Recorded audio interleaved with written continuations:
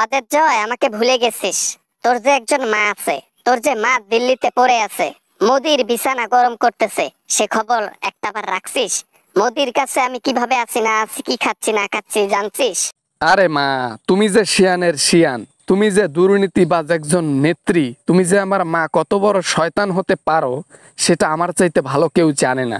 তাই আমি খোঁজ খবর নেই না। আমি জানি তুমি অনেক ভালো আছো। তোর মায়ের বুদ্ধির জোরে এখন সে নিজের জীবন বাঁচাতে মানুষের বিছানা গরম করে। এখন তুই একটা বারও চিন্তা করলি না যে মাকে আমি আমার দেশে নিয়ে যাই, আমার এখানে রাখি? কই, একটা বারও তো আমাকে এই কথাটা বললি না। বলবো বলবো কেমনে মা, বলবো কেমনে? হ্যাঁ, গণহত্যা করে দেশ ছেড়ে পালাইছো। পুরো পৃথিবী জানে তুমি একজন গণহত্যাকারী, একজন স্বৈরাচার সরকার। কোনো দেশের সরকার তোমাকে ভিসা দেবে না। আমি তো থাকি আমেরিকায়। আসবা আমেরিকাতে? ভিসা দেখ বা না দেখ, আমাকে দরকার হয় পালিয়ে নিয়ে গিয়ে তোর বাসাতে রাখবি। আমি দরকার হলে বেরই হব না। যেমন মোদির বাসায় আছি, কখনো বের হই?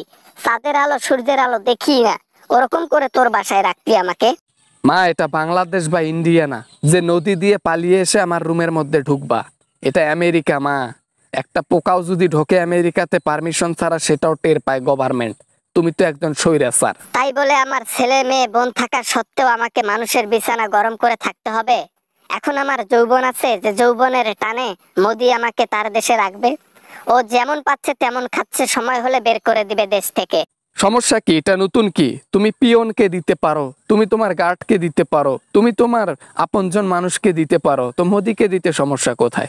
এনজয় করো তোমার লাইফটা। আমি শুধু এখান থেকে দোয়া করি তুমি ভালো থাকো। একটা ছেলের কাছে মানুষ কি একটা এক্সপেকটেশন নিয়ে ফোন ধরে, আর আমার ছেলে আমাকে কি কথা বলতেছে! আমার মাথা খালি ঘোরাচ্ছে, প্রেশার লো হয়ে যাচ্ছে। একজন ছেলে হয়ে একজন মাকে কি কি বলতেছে, লজ্জা লাগতেছে।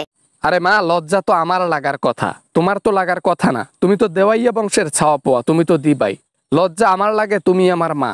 আমার মা যে একজন পতিতলায়ের একজন মেয়ে হতে পারে সেটা আমার কখনোই জানা ছিল না।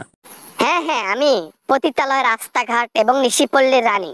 আমি, আমার কাছে আসলে কেউ আমাকে সম্মান দেয় না, কেউ আমাকে আদর করে ডাকে না, কেউ আমাকে ভালোবাসে না। সবাই পর হয়ে গেছে, টাকা দিলে সবাই ভালো। আজ পর্যন্ত যা কিছু করছো জনগণের খারাপ করছো, আমি নিজের চোখে দেখেছি। আর তুমি আজকে নিজেকে ভালো ভাবতেছো? আজকে তুমি মোদির কাছে গিয়েছো, কেন গিয়েছো? তাকে ভালোবাসো বিদায় গিয়েছো। ওখানে পিছন মারা দিতে সমস্যা নাই, আর আমি বললে সমস্যা? হ্যাঁ, এর চাইতে খারাপ পরিণতি তোমার কপালে জুটবে। তুমি দেখো সামনে আরো কি কি হয়। হয়েছে হয়েছে, তুই এখন জনগণ হয়ে গেছিস। সাধারণ পাবলিক যেটা চায় এখন তুই আমার সেটা চাস। একজন পাবলিক যেটা চাচ্ছে আমার ক্ষতি, আর সেই আমার ছেলে তুই হয়ে তুইও আমার একই ক্ষতি চাচ্ছিস। জয়, ভুল বুঝতে পেরেছি, দুর্নীতি বুঝতে পেরেছি। মানুষকে দুই নাম্বারই খাবার খাওয়াইছি, মানুষকে কম টাকায় উন্নয়ন করে বেশি টাকা চুরি করেছি। ভুল অনেক করেছি, আর না। এখন ভালো কাজ করব, তাই তোমার খারাপ অবশ্যই চাইবো। ঠিক আছে বাবা জয়, ভালো থাকিস ভালো থাকিস। আমাকে খোঁজ খবর নেবার দরকার নেই, আমি ভালো আছি। দিল্লিতে আসারও দরকার নেই, ফোনও করার দরকার নেই। ভালো থাক, বাই। আজ পর্যন্ত জনগণের ভালো কিছু করছো? একটা উন্নয়ন করলে নিজের টাকায় চালিয়ে দিয়েছো, অথচ জনগণের টাকা পকেট ফাঁকা করে তুমি নিজের পকেট পুরেছো। আমার কাছে টাকা পাঠাইছো হাজার হাজার কোটি টাকা।